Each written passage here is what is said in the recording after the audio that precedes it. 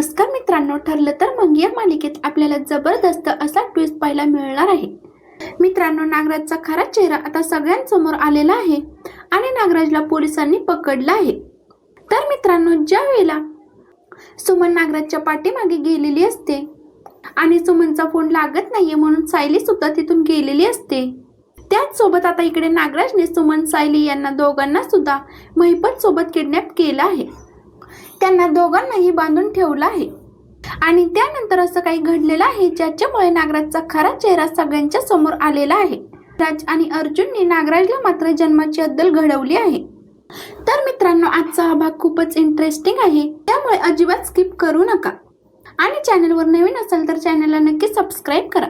चला तर मग सुरुवात करूया. तर मित्रांनो, प्रोमोमध्ये आपण पाहिलेच आहे की सुमन सायलीला कॉल करून सगळं काही सांगते आणि सुमन तिला लोकेशन सुद्धा पाठवते. सुमन ज्या वेळेला सायलीशी फोनवर बोलत असते त्याच वेळेस मागून नागराज आला आहे. त्यामुळे सुमन खूपच घाबरली आहे. नागराजने सुमनचा हात धरत तिच्या सणसणीत कानाखाली लावून दिली आहे.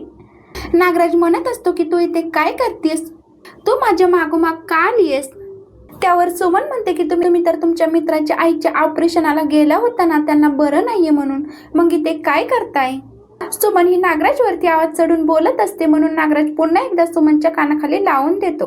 नागराज म्हणत असतो की तुझी एवढी हिंमत की तू माझ्या मागून इकडे आलीस, तुला तुझा जीव एवढा जास्त झाला आहे का. सुमनला भीती वाटत असते की नागराज नक्कीच आता हिला काहीतरी करणार. सुमन म्हणत असते की तुम्ही एवढे दिवस झाले महिपतला इथे लपून ठेवलं आहे. मला माहितीच होतं की तुम्हीच महिपतला कुठेतरी लपून ठेवलं असणार, पण तुम्ही त्यांना इथे असं बांधून का ठेवलं आहे. नागराज म्हणत असतो की मला सांग, तू आता फोन कुणाला केला होतास. सुमन काही सांगायला तयार नसते. त्यावेळी नागराज तिच्या हातातला फोन हिसकावून घेतो आणि तो कॉल लिस्ट बघतो तर सायलीला कॉल लावलेला असतो. आता नागराज म्हणतो, म्हणजे मी इथे आहे, तू माझ्या मागावर येऊन सगळी माहिती त्या अर्जुन सायलीला पुरवतेस का.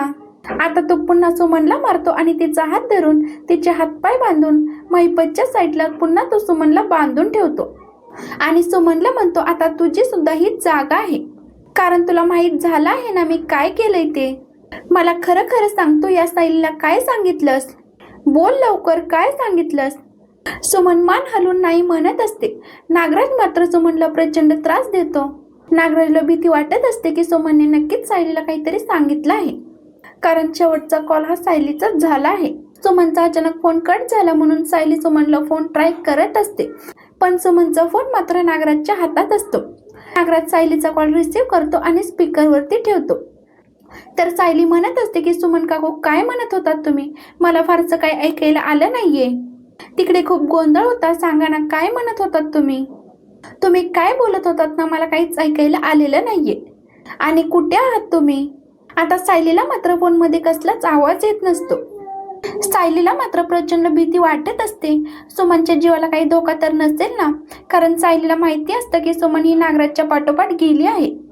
सायली विचार करत असते आणि म्हणत असते की काय करू मी आता, मी जाऊ का ह्यांना सांगू. सायली म्हणत असते की नको, ह्यांना सांगायला नको, मीच जर का ह्यांना सांगितलं तर सगळेच जण डिस्टर्ब होऊन जातील, सगळे किती आनंदात आहेत, मीच जाऊन बघते काय झालंय ते. सुमनने जे काही लोकेशन पाठवलेलं आहे ते सायलीने पाहिलेलं असतं. सायली म्हणत असते की मी जाऊन बघू का, नक्की सुमन आत्या कुठे आहेत ते. तर नागराज सुमनला म्हणत असतो की तुझीला जे काही फोन करून सांगितलं ना ते तिला काहीच कळलं नाहीये, तिला काहीच ऐकायला गेलं नाहीये, कारण सुभेदारांच्या घरामध्ये पार्टी चालू आहे ना. आता तू पूर्णपणे अडकली आहेस. ज्यांना तू माझ्याबद्दल माहिती पुरवत होतेस ना ते सुद्धा तुला सोडवायला काही इकडे येणार नाहीयेत. तर दुसरीकडे बराच वेळ झाला तरी अर्जुनला सायली कुठेच दिसत नाही. अर्जुनने पूर्ण घर शोधून काढलेलं असतं पण सायली कुठेच नाहीये. आता अर्जुन मात्र खूपच पॅनिक झालेला असतो. अर्जुनला प्रश्न पडलेला असतो की नेमकी सायली आहे तरी कुठे. अर्जुन घरातून बाहेर येतो आणि सगळीकडे सायलीला शोधू लागतो. अर्जुन बाहेर येऊन सुद्धा सायलीला सगळीकडे शोधतो, लॉनमध्ये शोधतो, पण सायली कुठेच दिसत नाही. अर्जुन सायलीला कॉल करत असतो पण सायली काही कॉल रिसीव्ह करत नाही आणि नंतर तर तिचा कॉल लागणंच बंद होऊन जातं. तेवढ्यात तिथे चैतन्य येतो आणि चैतन्य म्हणतो, अरे आतमध्ये पार्टीचं सेलिब्रेशन चालू आहे आणि तू इथे काय करतोयस. तिकडे पूर्णाची तुला आतमध्ये बोलवतेय. अर्जुन मात्र खूपच पॅनिक झालेला असतो. तर चैतन्य म्हणत असतो की अरे चल ना, तुला सगळेच जण आतमध्ये बोलवतायत. तर अर्जुन म्हणत असतो की चैतन्य, अरे मी किती वेळ झाला सायलीला शोधतोय पण सायली कुठेच दिसत नाहीये आणि आता तिचा फोन पण बंद येतोय. तेव्हा चैतन्य म्हणत असतो की अरे थोड्या वेळापूर्वी मी तिला हॉलमधून बाहेर येताना पाहिलं होतं, पण त्यानंतर ती कुठे गेली मला काहीच माहिती नाही. कुणाशी तरी फोनवर बोलत होती ती. तर अर्जुन विचार करू लागतो आणि म्हणत असतो की आता सायली एवढ्या रात्री कुणाची फोनवर बोलत असणार आहे, एवढ्या रात्री तिला कुणाचा फोन आला असणार आहे. आता अर्जुन मात्र प्रचंड घाबरलेला असतो. तर चैतन्य म्हणत असतो की सायली नक्कीच कुठेतरी बाहेर गेली आहे. मागाशी सुद्धा ती फोन शोधत होती, कुणाचा तरी फोन तिला येणार होता. आता मात्र अर्जुनला काहीच कळत नाहीये, कारण सायली फोन रिसीव्ह करत नाहीये आणि सुमनचा जो काही प्लॅन आहे तो अजूनपर्यंत अर्जुनला काही माहिती नसतो. सायली आता सुमनने पाठवलेल्या लोकेशनवरती आलेली आहे. सायली आतमध्ये पाहते तर काय, नागराजने महिपत आणि सुमनचे दोघांचेही हातपाय बांधून ठेवले आहेत. सायलीला मात्र खूप मोठा धक्का बसलेला आहे. सुमन ही नागराजच्या मागावर आली होती. आता मात्र सायलीला खूप मोठी गोष्ट समजली आहे. म्हणजे इतके दिवस नागराजने महिपतला बांधून ठेवलं आहे आणि आता सुमनला जेव्हा कळलंय तेव्हा त्याने सुमनला सुद्धा इकडे बांधून ठेवलं आहे.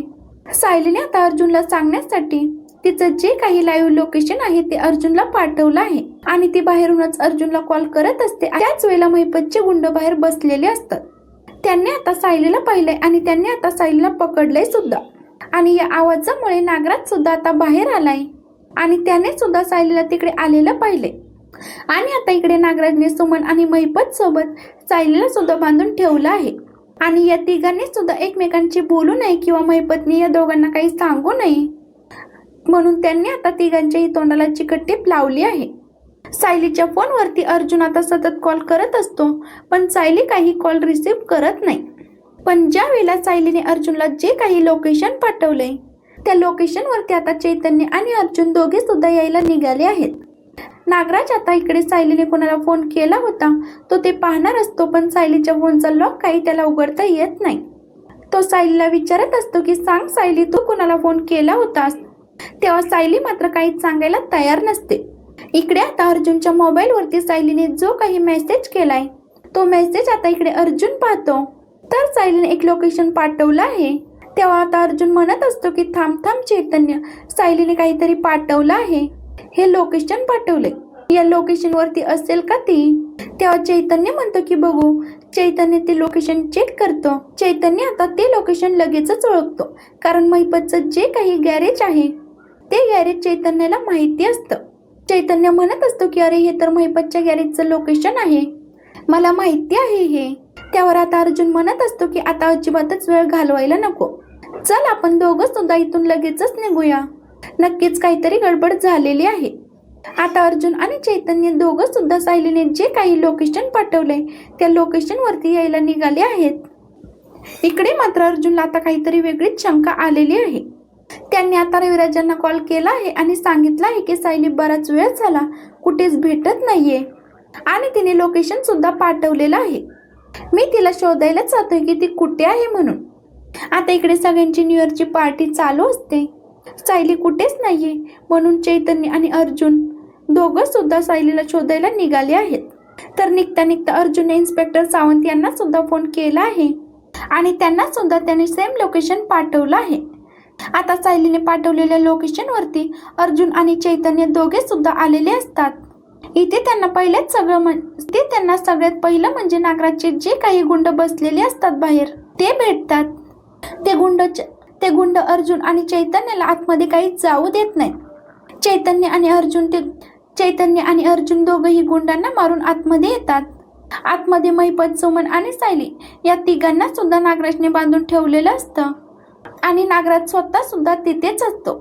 नागराज सुमन आणि सायली या दोघींना सुद्धा धमकावत असतो की तुमची हिंमत तरी कशी झाली या नागराजच्या मागावर यायची? हा नागराज काही चीज आहे ना, तुम्हाला कळणार नाही. गेल्या 22-23 वर्षामध्ये ज्या गोष्टी मी आतापर्यंत कोणाला समजून दिल्या नाही त्या गोष्टीच्या शोधावर तुम्ही इथपर्यंत आला आहात. सुमन, तू तर खूपच शहाणी निघालीस ग. आतापर्यंत मी तुला बावळट मूर्ख समजत होतो, पण तू तर अगदी दीड शहाणी निघालीस. हे सगळं करून तुम्हाला काय मिळालं, काय मिळवलं तुम्ही? आता तुम्हाला दोघींना सुद्धा आयुष्यभर या महिपत सोबत राहायचं आहे. तर सायली मनात विचार करून म्हणत असते की मी यांना लोकेशन तर पाठवलं आहे, पण यांनी ते पाहिलं असेल का, हे येतील का इथपर्यंत? इकडे आता सायली पण प्रचंड घाबरलेली असते. आता अर्जुन आणि चैतन्य आतमध्ये येतात. रविराज सुद्धा पोलिसांसोबत तिकडे आलेले असतात. बाहेर कसला तरी आवाज येतोय म्हणून नागराज हा बाहेर पाहिला जातो. तर तिथे पोलिसांची गाडी ऑलरेडी आलेली असते आणि रविराज अर्जुन सुद्धा आलेले आहेत.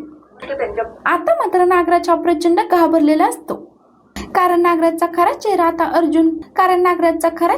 अर्जुन रविराजांसमोर आलेला असतो. त्यामुळे नागराज तिथून पळ काढत असतो. तेवढ्यातच रविराज आणि अर्जुनने नागराजला पळताना पाहिलं आहे आणि नागराजला आता त्या दोघांनी सुद्धा पकडलं आहे. त्याच वेळेला महिपत इतके दिवस झाले गायब आहे. त्याला दुसरं तिसरं कोणी नाही तर नागराजने पकडून ठेवलं आहे. पोलिसांची टीम तिथे आल्यानंतर पोलिसांनी सायली, महिपत आणि सुमनला सुद्धा सोडलेलं आहे. पोलिसांनी आता इकडे महिपतला अरेस्ट केलेली आहे. महिपत आता पोलिसांच्या हातून स्वतःची सुटका करण्याचा प्रयत्न करत असतो, पण तो तिथे अपयशी ठरला आहे आणि शेवटी तो पोलिसांच्या हाती लागला आहे. आणि हा सगळा प्रकार पाहून रविराजांना मात्र खूप मोठा धक्का बसलेला असतो. म्हणजे नागराजने महिपतला इतके दिवस झाले किडनॅप करून ठेवलं आहे. नागराजला माहिती होतं की महिपत कुठे आहे, तरी सुद्धा नागराजने आपल्याला सांगितलं नाही. वरतून त्याने सुमनला आणि सायलीला सुद्धा किडनॅप करून ठेवलंय. आता इकडे पोलिसांनी नागराजला सुद्धा अरेस्ट केलेली आहे आणि त्यानंतर पोलिसांनी एक एक करून नागराज आणि महिपत कडून सगळ्या गुन्ह्यांची कबुली करून घेतलेली आहे. तर इकडे नागराज मात्र काहीच सांगायला तयार नसतो, पण महिपतने मात्र नागराजच्या सगळ्या गुन्ह्यांची कबुली दिली आहे की 22 वर्षापूर्वी झालेला जो काही अपघात होता, त्या अपघाताची सुपारी दुसरं तिसरं कुणी नाही तर नागराजने स्वतः मला दिली होती. या गोष्टीची कबुली आता महिपतने स्वतः दिलेली आहे.